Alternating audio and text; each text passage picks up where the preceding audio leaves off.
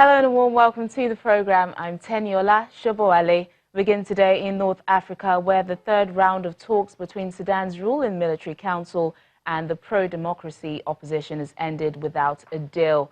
Despite initial indications that an agreement was within reach, differences over the composition of a new ruling body and the threat by the military to clear protesters camped outside the army headquarters in the capital, Khartoum, led to a deadlock in the talks.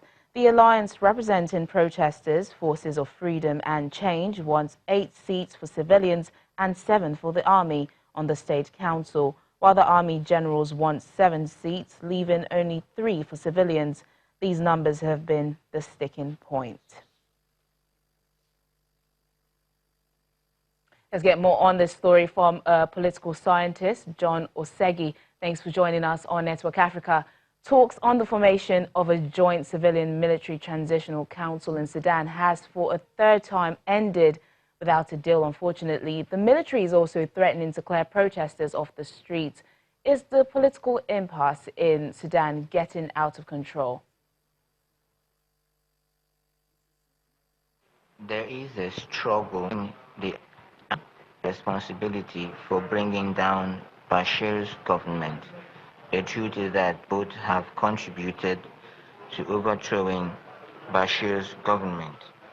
But we need to note that there is a military government in power as a sovereign, the opposition. I don't think impasse is spiraling out of control. The threat to clear protesters is a negotiation tactic by the military through the opposition to shift ground. Eventually, I see both sides reaching an agreement soon. Mr. Osegi, the main protest group, that's the SPA, says it will conduct a general political strike and civil disobedience through the holy month of Ramadan and the Eid holidays that follow. Will this be enough to pressure the military council to give in to the demands of the protesters, though? If well managed, I think it will. Sudan has a history of popular uprising, but she also has a history of military intervention. It will be tough, but if well sustained, I think the people will pressure the military into bowing down once civil disobedience and political strikes is utilized. The key is in maintaining a united front against the military and peacefully refusing to cooperate.